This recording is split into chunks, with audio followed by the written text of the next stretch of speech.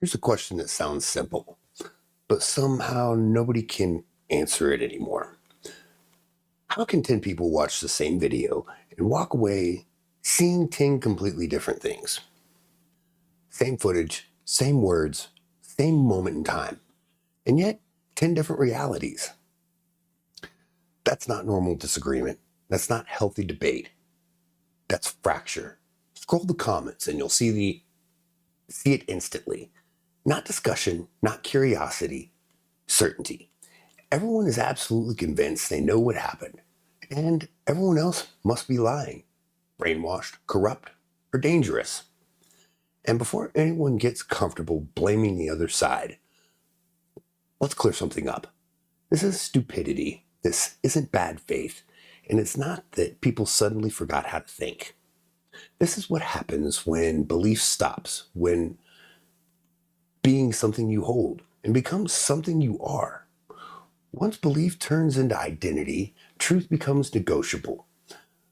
Because now you're not evaluating information, you're defending yourself. You're defending your tribe, your status, your sense of belonging. At that point, facts don't get rejected because they're false. They get rejected because they're threatening. Threatening to who you vote for, threatening to who you socialize with, threatening to who you think you are. So the brain does what it's designed to do. It protects itself, not by asking, is this accurate, but by asking, does this keep me safe?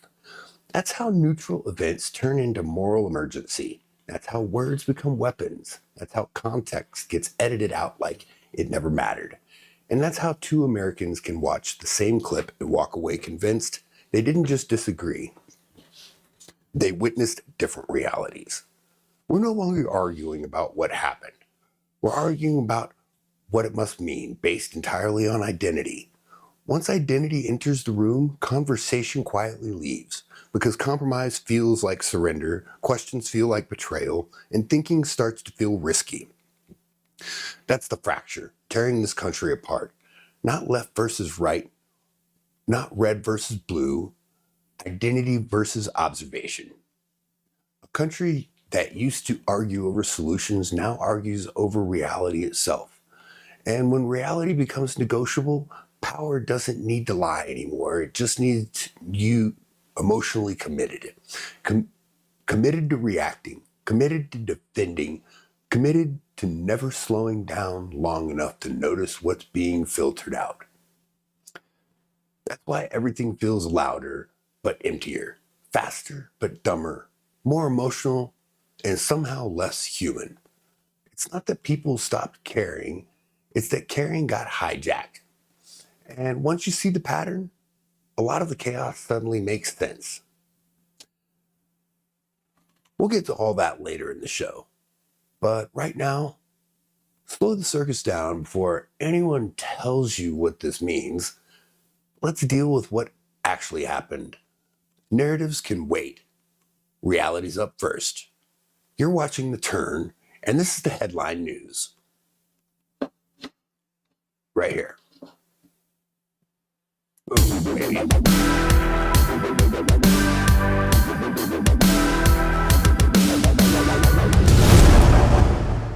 News done. I can't believe that just happened. Here's the question nobody wants to answer tonight. When the same video creates two completely different realities, which one are we going to actually living in? Because this week feels facts didn't disappear, they just got drafted and sent to opposite sides of the culture war. Let's start in Minneapolis. A man is shot during a federal operation. He's carrying a 9mm handgun with 2 extra loaded magazines. That part's not disputed. What is disputed is everything else. We have multiple videos, multiple angles, multiple perspectives, and somehow 2 completely different stories depending on which political jersey you're wearing. Now, here's the comfortable part. This entire chain of events goes back to an earlier incident. A woman who was killed during a traffic stop or a traffic block. We're not sure. The narratives are split. And whether you believe that was a stop was justified or not, it never authorized interference with a live federal operation by an armed civilian. That's not politics, that's procedure. But procedure doesn't trend, outrage does. So instead of asking, was this situation escalated unnecessarily? We jump straight to, which side do I blame? And once that happens, the truth stops being investigated and starts being recruited. Now let's zoom out to Iran. The United States strategic posturing, military language creeping back into the headlines.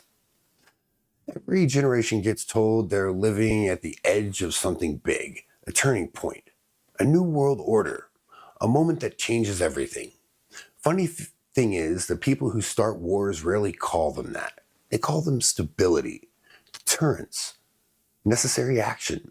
And the public, we're left staring at maps, listening to experts argue over whose red line is more serious, while hoping history doesn't decide to repeat itself again. Meanwhile, North Korea fires off what they're calling new weapons systems. Nobody knows exactly what it is, but everyone's scrambled anyways, which is kind of the point. Ambiguity is the weapon. You don't have to launch a war, you just have to keep everyone permanently nervous. Back home, the left continues calling Republicans Nazis, and the right continues pretending words don't lose meaning when you overuse them. At the same time, Democrats are threatening another government shutdown over ICE funding.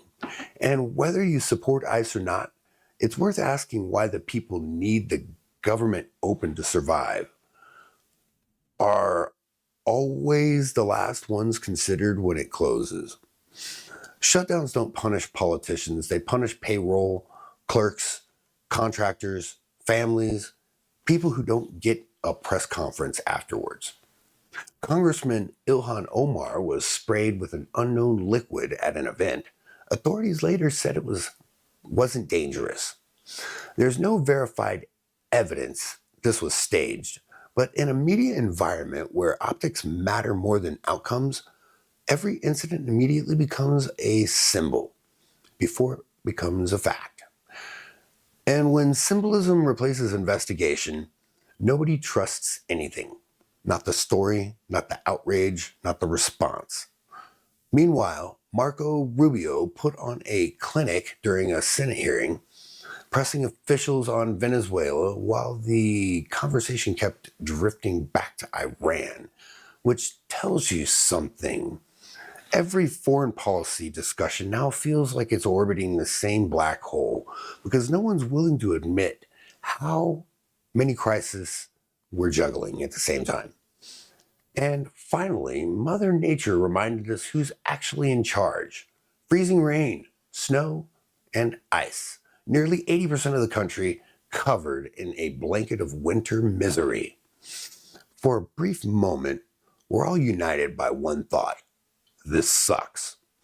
And that's the pattern tonight. Not chaos, not interpretation, not a lack of information. Too many narratives fighting for control. The same video, the same facts, different realities. Foreign conflicts feel closer. Domestic politics feel colder. And language keeps getting louder because thinking takes more effort than choosing sides. So here's the real danger. Not violence, not war, not storms. It's the moment when loyalty replaces logic and outrage replaces observation.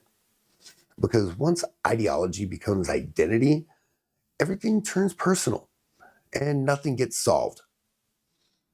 That's my setup.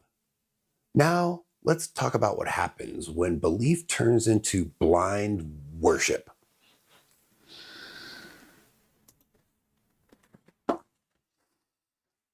Two realities, one country, zero accountability. In a nation flooded with cameras where every single angle is recorded, every second archived, and every moment weaponized. Truth isn't hunted anymore, it's edited. Two realities, one country, zero accountability. This is Rob's rant.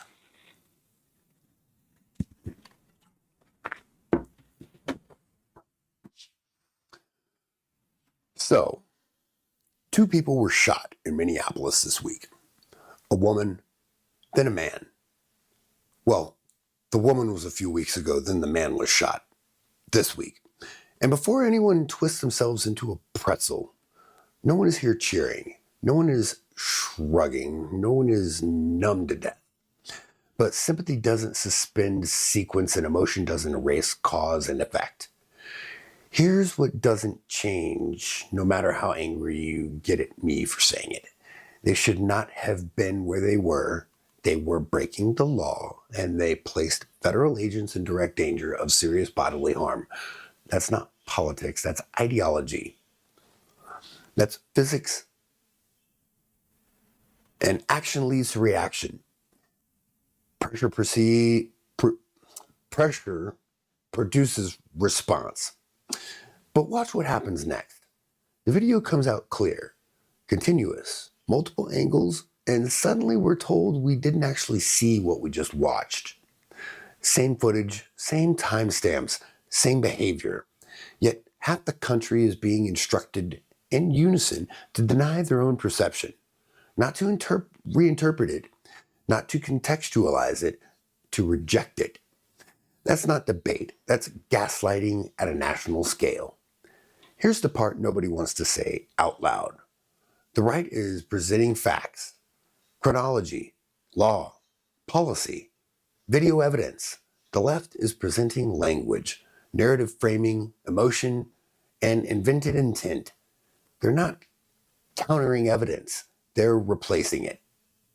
And every time someone asks for proof, actual proof, it's the same routine. Trust us. It's complicated. You wouldn't understand. You're watching the wrong news. I watch all the news. Always have. Different networks, different countries, different ideological lenses. This is the first time in my life I've watched an event where one side swears there's endless evidence and can't produce a single additional frame. No hidden angle, no missing clip, no contradiction, just louder insistence the reality itself is partisan.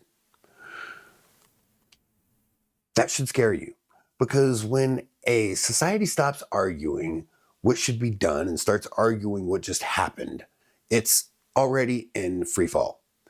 That's how shared reality collapses. Now let's talk about the word that's been abused into meaninglessness: Nazi. Nazis were real. They were systematic. They were genocidal. They represented the most organized evil humanity has ever recorded.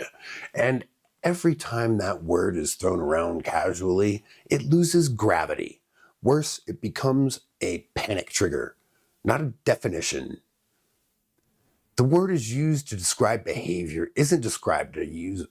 the word isn't used to describe behavior anymore. It's used to end the conversation. Because once someone is labeled a Nazi, you don't have to debate them. You don't have to reason. You don't even have to listen. You just react. That's not moral clarity. That's emotional crowd control. Here's another uncomfortable truth. These shootings are not dominating headlines because they are uniquely tragic. They're dominating headlines because they are politically exploitable. Tie them to Trump. Tie them to federal authority. Tie them to enforcement.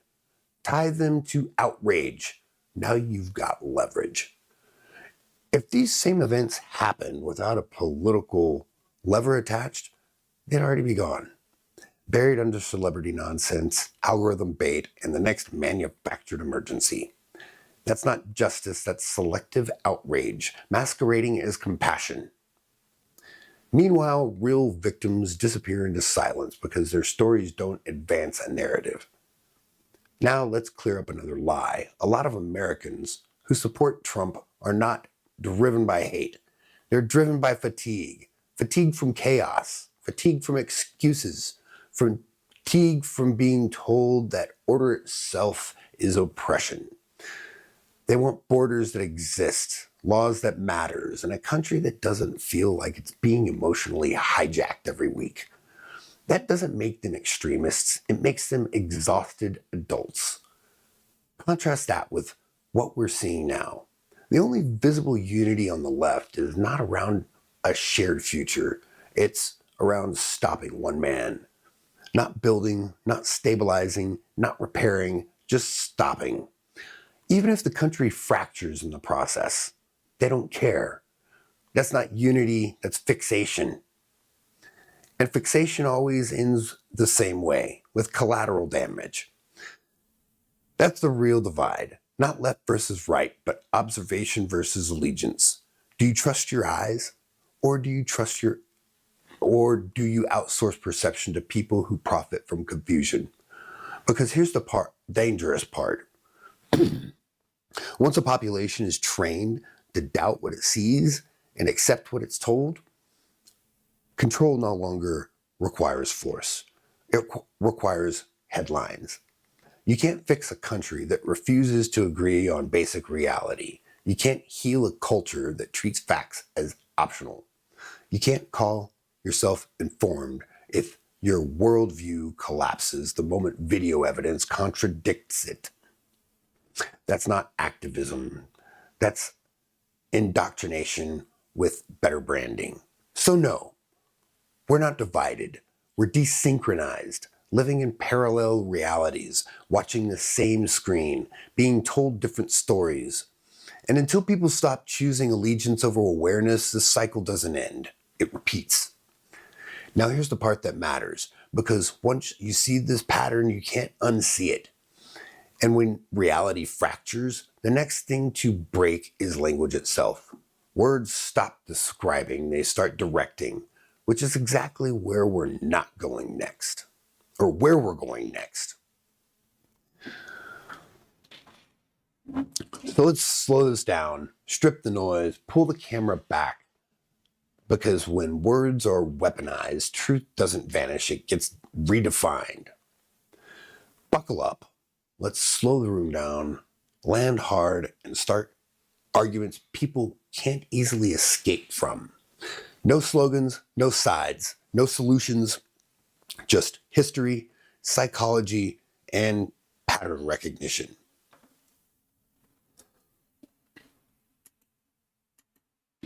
This is the deep turn. Just a moment.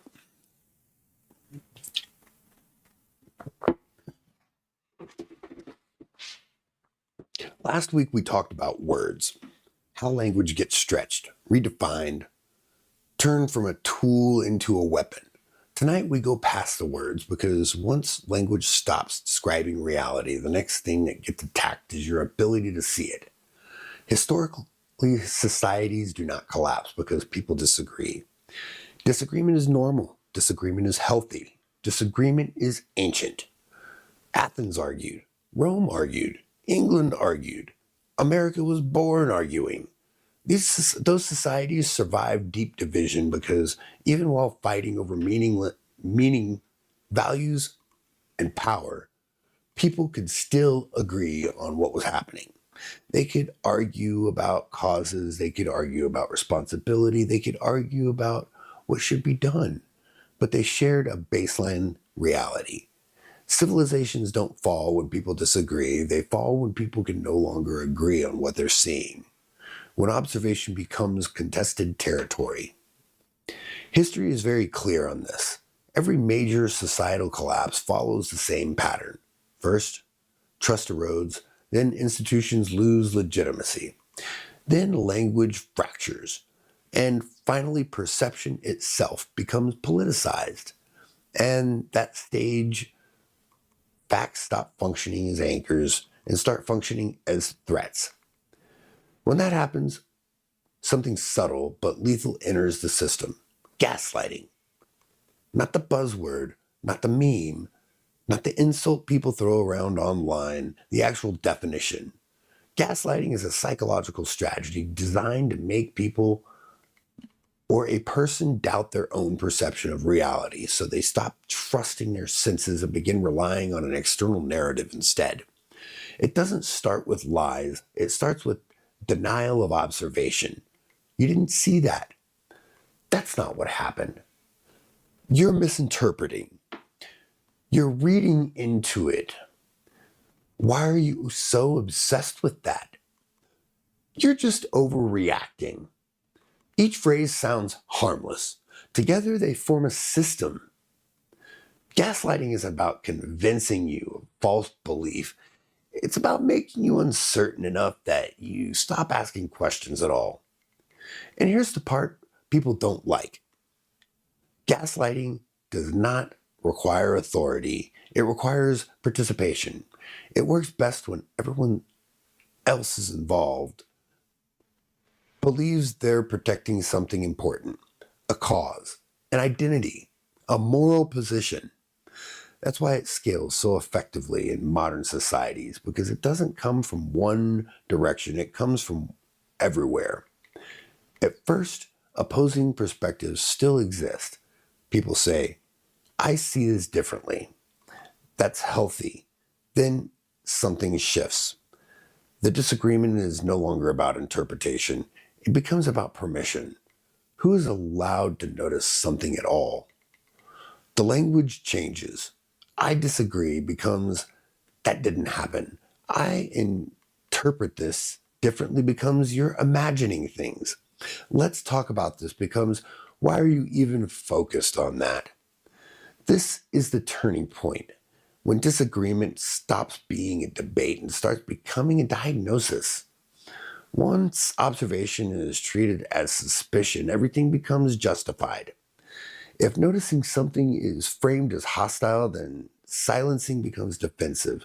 If asking questions is framed as dangerous, then censorship becomes protection. If reality itself is framed as harmful, then rewriting it becomes a moral act. This isn't theoretical, this is observable in every collapsing system in history. The Soviet Union didn't fall because everyone disagreed. It fell because public truth and private truth became two different things. People stopped saying what they saw and started repeating what was safe. The same pattern appears in authoritarian regimes, religious extremism, cult dynamics, and abusive relationships. The scale changes, the mechanics don't. Gaslighting works because it doesn't attack facts directly. It attacks confidence in perception. Once people stop trusting their eyes, they start outsourcing reality to leaders, to movements, to algorithms, to crowds. And here's the quiet danger no one likes to name. When perception dies, morality becomes flexible, because if reality is unstable, then justification becomes infinite. If that never happened, then no response can be excessive. If you didn't really see that, then no action needs accountability. If your perception is the problem, then power never has to explain itself. This is where opposing perspectives stop being productive and start being dangerous. Not because people disagree, but because disagreement no longer shares common ground. In healthy societies, opposing sides argue from reality. In unstable societies, opposing sides argue about whether reality exists. That's the line. Once crossed, everything accelerates. At that stage, people don't need to be convinced, they need to be disoriented. Confusion becomes the control mechanism. Constant motion replaces accountability. Outrage replaces investigation, and labels replace observation. People stop saying what happened and start asking, what am I allowed to say happened? Most people don't choose this, they adapt to it. They go quiet, they self censor, they learn which observations are acceptable and which ones are punishable. And once that adaptation spreads, shared reality dissolves, not in a dramatic collapse, in silence. That's how observation dies, not through force, but through social pressure. Not through censorship alone, but through gaslighting disguised as concern. And when observation is gone, everything becomes justification. Every action, every policy, every reaction. Because without a shared reality, there's nothing left to appeal to. Only narratives competing for dominance. This is why history warns us not about disagreement, but about losing the ability to agree on what we're seeing. Because once that's gone, truth doesn't disappear, it just becomes optional. And once you recognize that pattern, you'll start noticing it everywhere in conversations, in headlines, in arguments that never resolved. And once you see it, you don't need anyone to convince you because you already know what you're looking at. And that's the unsettling part. No solution tonight, just recognition, because once observations become the crime, the danger is already underway. Now it's time to bring this to a close. So if tonight felt heavy, good. That means you were paying attention because nothing we talked about tonight was really new. None of it was shocking. None of it required secret information. The videos were public. The words were spoken out loud. The patterns were visible in real time. What made it unsettling wasn't what happened. It was how fast certainty showed up before understanding did. We didn't watch people disagree tonight. We watched people recognize themselves in a story and then defend that reflection at all costs. That's why the same footage produced different realities. That's why questions felt offensive. That's why observation felt dangerous. Not because people are evil, not because they're stupid, but because identity got involved before thinking had a chance. And once belief becomes identity, every fact becomes personal. That's the thread running through everything we covered. The headlines, the outrage, the language, the insistence that you didn't see what you saw. It's not chaos, it's conditioning. A slow shift away from asking people what happened toward asking what I'm allowed to notice. History doesn't collapse all at once, it erodes. Conversation first, then trust, then shared reality. And once reality fractures, no one needs to silence you. You'll do it yourself. Because speaking becomes risky, questioning becomes suspicious, and noticing the wrong things starts to feel unsafe. That's the moment we're flirting with. Not war, not dictatorship, not some dramatic end of days headline, just a quiet normalization of outsourced perception, where headlines tell you what to feel, labels tell you what to think, and allegiance decides what's real. So if there's one takeaway tonight, it's not an answer, it's a warning. Before you argue with meaning, check the sequence. Before you pick a side, verify the event. Before you repeat the narrative, ask yourself one simple question. Did I actually see this? Or was I told somehow to interpret it? Because once observation dies, everything else is negotiable. No slogans tonight, no solutions, no marching orders, no recognition. And once you recognize the pattern, you don't need to be convinced. You already know what you're looking at. Ladies and gentlemen, this was The Turn, and I'm Robert Peel. We'll be back next week, maybe shooting multiple episodes Monday through Friday. We'll see. But that is definitely coming soon. We will see you soon on the other side.